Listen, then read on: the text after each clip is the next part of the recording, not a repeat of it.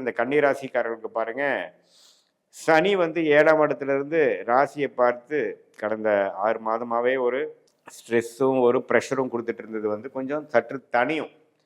உச்சகுருவின் பார்வை சனி மேல விழுகிறனால, ராசி அதிபதியாகிய புதனே பார்த்தீங்கன்னா, நட்பு வீட்ல சுக்கிரனோட வீட்ல 2ஆம் இடத்துல இருக்கிறது ஓரளவுக்கு எல்லாத்தையுமே சமாளிச்சிடலாம். 7ஆம் இடம் என்று சொல்லப்படுகிற திருமணஸ்தானம், பங்குதாரர் ஸ்தானம், நண்பர்கள் ஸ்தானத்தை குரு பார்த்து அந்த சனி அந்த பிரச்சனையை கொடுத்துட்டு இருந்த கருத்து வேறுபாடுகிற பிரச்சனை, மைண்டு டென்ஷன் முதல் 2 வீக்ஸ் வந்து ஒரு லாபங்கள் எடுத்து சில பிரச்சனைகள் சார்ட் அவுட் பண்ணிக்கக்கூடிய அமைப்புக்கு அப்புறம் அது அப்படியே கண்டினியூ மெயின்டெனன்ஸ் மோடில் கண்டினியூ பண்ணக்கூடிய அமைப்புகள் இருக்கு. வணக்கம் கிரக ரகசியம் சேனல் நேர்களே, நான் உங்கள் அன்பான சயின்டிஃபிக் வேதிக் அஸ்ட்ராலஜர் அஸ்ட்ரோ அரஞ்சி பேசுகிறேன். நல்லது நினைப்போம், நல்லதே நடக்கும்.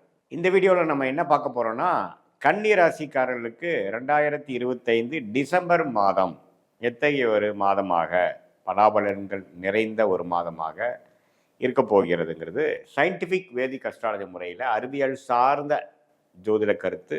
எந்த விதத்திலும் மூட நம்பிக்கைகள், பரிகாரங்கள் மிகைப்படுத்தாமல் உள்ளது உள்ளவாறு பார்க்க போகிறோம். அதில் பாருங்கள், கன்னி ராசிக்காரர்களுக்கு வந்து 7ஆம் இடத்துல சனி, குரு 10ஆம் இடத்துல, ராகு 6ஆம் இடத்துல, கேது வந்து 12ஆம் இடத்துல இருந்தார். இப்போ டிசம்பர் மாதம் பிறக்கும் பொழுது பார்த்தீங்கன்னா, குரு அதிவக்ரமாக 11ஆம் இடத்துல முதல் 2 வாரம் 11ஆம் இடத்துல அதிவக்ரமாக இருந்து சூரியன், செவ்வாய், சுக்கிரன் 3ஆம் இடத்துல பார்க்குறார். இது ஒரு நல்ல ஒரு அமைப்பு. ஏன்னா 7ஆம் இடம் என்று சொல்லப்படுகிற திருமணஸ்தானம், பங்குதாரர் ஸ்தானம், நண்பர்கள் ஸ்தானத்தை குரு பார்த்து அந்த சனி அந்த பிரச்சனையை கொடுத்துட்டு இருந்த கருத்து வேறுபாடுகிற பிரச்சனை, மைண்டு டென்ஷன், ஸ்ட்ரெஸ்ஸு, ஒரு இணைபிரியாத ஒரு ஒரி, இது எல்லாத்தையுமே குறைக்கக்கூடிய அமைப்பு வந்து கடந்த அக்டோபர் மாதத்திலிருந்து கொஞ்சம் படிப்படியாக அந்த குருவின் பார்வை பெறுவது டிசம்பர் முதல் 2 வாரமும் இருக்கிறது. ஸோ அது வந்து ஒரு அற்புதமான ஒரு அமைப்பு. ஸோ அதனால் பார்த்தீங்கன்னா, உங்களுக்கு வந்து இந்த நேரத்தில் கொஞ்சம் இல்லறத்தில் வந்து சில கருத்து வேறுபாடுகள்னால் இருக்கக்கூடிய ஹஸ்பண்ட் ஒய்ஃபாக இருக்கட்டும், மாமனார் மருமகனாக இருக்கட்டும், மாமியார் மருமகளாக இருக்கட்டும், இவங்களுக்குள்ளெல்லாம் கொஞ்சம் பேட்சப் பண்ணிக்கக்கூடிய, கொஞ்சம் பரஸ்பர அன்பும் அக்கறையும் கொஞ்சம் கிடைக்கக்கூடிய ஒரு அமைப்பு கொஞ்சம் இருக்குது. அதே மாதிரி ராசி அதிபதியாகிய புதனே பார்த்தீங்கன்னா, நட்பு வீட்டில் சுக்கிரனோட வீட்டில் 2ஆம் இடத்துல இருக்கிறது ஓரளவுக்கு எல்லாத்தையுமே சமாளிச்சிடலாம். என்னதான் பிரச்சனை வந்தாலும் எல்லாத்தையுமே சமாளிக்கக்கூடிய அமைப்பு வந்து கொடுக்குது கன்னி ராசிக்காரர்களுக்கு. அப்புறம் பாருங்க, 3rd and 4th வீக் வந்து குரு வந்து 10ஆம் இடத்துக்கு போய் தொழில் மேன்மை, என்ன வேலை செய்கிறீங்களோ, என்ன தொழில் பண்ணுறீங்களோ, அதில் எகெயின் பேக் டு ஃபோக்கஸ். இது வந்து ஒரு லாபங்கள் எடுக்கக்கூடிய முதல் 2 வீக்ஸ் வந்து ஒரு லாபங்கள் எடுத்து சில பிரச்சனைகள் சார்ட் அவுட் பண்ணிக்கக்கூடிய அமைப்புக்கு அப்புறம் அது அப்படியே கண்டினியூ மெயின்டெனன்ஸ் மோடில் கண்டினியூ பண்ணக்கூடிய அமைப்புகள் இருக்குது. மாணவர்கள்லாம் பார்த்திங்கன்னா அருமையாக படிக்கக்கூடிய ஒரு அற்புதமான மாதமாக இருக்குது. ஏன்னா இதுவரை கொஞ்சம் டிஸ்ட்ராக்ஷனில் இருந்தவங்களுக்குலாம் பார்த்திங்கன்னா இப்போ கொஞ்சம் டிஸ்ட்ராக்ஷன் இல்லாமல் ஃபோக்கஸோட, கான்சன்ட்ரேஷனோட படிக்கக்கூடிய அமைப்பு கொடுக்குது. ஏன்னா புதன் எந்த விதத்துலையும் பாதிக்கப்படவில்லை. செவ்வாயோட சேர்ந்து அக்டோபர் மாதம், நவம்பர் மாதம் முழுவதும் பாதிக்கப்பட்ட புதன் இப்போ வந்து பார்த்தீங்கன்னா கொஞ்சம் தனிச்சிருக்கிறார். ஸோ அதை வந்து நீங்கள் பயன்படுத்திக்கலாம். எக்ஸாம் ப்ரிப்பேர் பண்ணுறவங்க, ஹையர் ஸ்டடீஸ் ப்ரிப்பேர் பண்ணுறவங்க, கவர்மெண்ட் எக்ஸாம்ஸ் ப்ரிப்பேர் பண்ணுறவங்க, காம்படிட்டிவ் எக்ஸாம்ஸ் ப்ரிப்பேர் பண்ணுறவங்க, இவங்க எல்லாமே பார்த்தீங்கன்னா நல்லாவே இந்த டைமை வந்து யூஸ் பண்ணி நீங்கள் நாளுக்கு நல்லாவே ஓரளவுக்கு படித்து நீங்கள் எளிதில் வந்து உங்களுடைய எக்ஸாம்ஸ், உங்களுடைய தேர்வுகளை வந்து வெற்றி பெற முடியும் என்று நான் சொல்ல விரும்புகிறேன். அதே சமயத்தில் இந்த கன்னி ராசிக்காரர்களுக்கு பாருங்கள், சனி வந்து 7ஆம் இடத்துலேருந்து ராசியை பார்த்து கடந்த 6 மாதமாகவே ஒரு ஸ்ட்ரெஸ்ஸும் ஒரு ப்ரெஷரும் கொடுத்துட்டு இருந்தது வந்து கொஞ்சம் சற்று தணியும்.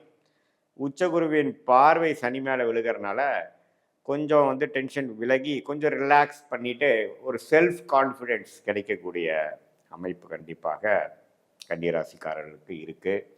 அதே சமயத்தில் ராகு 6ஆம் இடத்தில், 12ஆம் இடத்தில் கேது இருக்கிறது பெரிய ஒரு தொந்தரவு இல்லை. ஸோ இது ஒரு அற்புதமான ஒரு அமைப்பு. பட் 3rd and 4th வீக்கில் பாருங்கள், குரு வந்து 6ஆம் இடத்தில் இருக்கக்கூடிய ராகுவை பார்க்கும் பொழுது கடன், நோய், எதிரி, வம்பு பிரச்சனைகள்லாம் கொஞ்சம் குறையும். இது என்னென்னா, இது வரைக்கும் நம்ம கொஞ்சம் கடன் இருந்ததுன்னா சில லாபங்கள் எடுத்து கடனை அடைச்சிக்கலாம். சிசி லிமிட், ஓவர் டிராஃப்டில் வச்சு தொழில் பண்ணிகிட்டு இருக்கிறவங்களுக்குலாம் பார்த்திங்கன்னா கொஞ்சம் குறைச்சிக்கக்கூடிய அமைப்புகள் 3rd and 4th வீக்கில் உண்டு. ஸோ அதனால் நல்ல ஒரு அமைப்பு இருக்குங்க. பொதுவாக சொல்லப்போனால் லக்னாதிபதி அதாவது ராசி அதிபதி வந்து நம்ம நல்லா இருக்கிறனாலையும் செவ்வாய் சுக்கிரன் சூரியன் குருவின் பார்வை பெறுவதனாலையும் ரியல் எஸ்டேட் துறையில் இருக்கிறவங்க, மெடிக்கல் துறையில் இருக்கிறவங்க, எலக்ட்ரிக்கல் துறையில் இருக்கிறவங்க, மீடியா துறையில் இருக்கிறவங்க, ஐடி துறையில் இருக்கிறவங்களுக்குலாம் நல்ல மேன்மை, ப்ரொமோஷன் அது மாதிரி விஷயங்கள்லாம் கிடைக்கக்கூடிய அமைப்பு கண்டிப்பாக உண்டு. அதே சமயத்தில் கொஞ்சம் ஃபேமிலியில் லாஸ்ட் 2-3 மந்த்ஸாகவே கொஞ்சம் டிஸ்டர்பன்ஸ் இருக்குங்கிறவங்களுக்குலாம் கொஞ்சம் சார்ட் அவுட் ஆகி கொஞ்சம் டிசம்பர் மாதம் வந்து கொஞ்சம் டூரு அதெல்லாம் போய் மைண்டு ரிலாக்ஸ் பண்ணிக்கக்கூடிய, நம்மளுடைய உறவுகளை புதுப்பித்து கொள்ளக்கூடிய ஒரு அற்புதமான அமைப்பு வந்து கண்டிப்பாக இந்த டிசம்பர் மாதம் 2025 கன்னிராசிக்காரர்களுக்கு இருக்குது. இந்த மாதத்தை வந்து நல்லபடியாக சில விஷயங்களை பெறுவதற்காகவும் சில முயற்சிகளை எடுத்து அதில் வெற்றி பெறுவதற்காகவும் நல்லாவே யூஸ் பண்ணிக்கணும். ஏன்னா உங்களுக்கு உச்சகுருவின் பார்வை வந்து நிறையா கிரகத்தை பார்த்து அந்த கிரகத்தோட கோர பார்வையை குறைத்து நல்ல ஆத்ம ஒளியை இல்லை ராசி மேலே கொடுக்கக்கூடிய அமைப்புகள் கொடுக்குறார். ஸோ அதை வந்து நம்ம நல்லாவே யூஸ் பண்ணிக்கலாம். ஆண்டின் கடைசி மாதமாக இருந்தாலும் நல்ல ஒரு அமைப்போட கன்னிராசிக்காரங்க இந்த வருடத்தை முடிக்கக்கூடிய ஒரு அமைப்பு இந்த மாதம் கொடுக்கறதுங்க.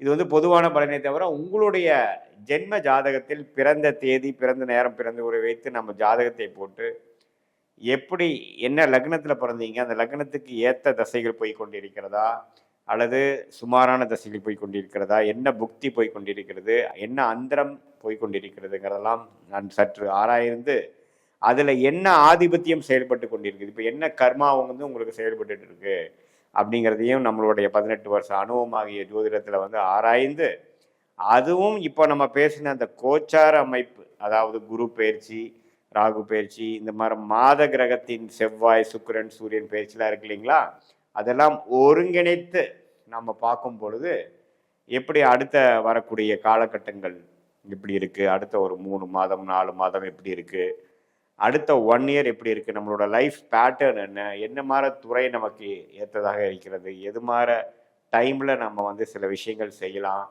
எது மாதிரி டைமில் வந்து நம்ம ரிஸ்க் எடுக்காமல் இருக்கணும், எப்போ வந்து வெளிநாடு செல்லக்கூடிய வாய்ப்புகள், எப்போ வந்து வேலை மாறக்கூடிய வாய்ப்புகள், எப்போ வந்து தொழில் அபிவிருத்தி செய்யக்கூடிய வாய்ப்புகள், எப்போ வந்து கடனை அடைக்க முடியக்கூடிய ஒரு வாய்ப்புகள், இதெல்லாம் வந்து எப்படி வருது, திருமண தடைகள் கொடுத்து கொண்டிருந்தவங்களுக்கு திருமண விஷயங்கள் எப்போ வரும், புத்திர பேரும் உச்சகுருவின் பார்வை 5ஆம் இடத்துல விழுகும் பொழுது நிறைய பேர்த்துக்கு பார்த்திங்கன்னா குழந்தைகள் இதுவரை பெறாமல் நம்ம 2-3 வருஷமாக காத்துட்டு இருந்தவங்களுக்கு குழந்தை பேரு கிடைக்கக்கூடிய ஒரு அற்புதமான ஒரு அமைப்பு.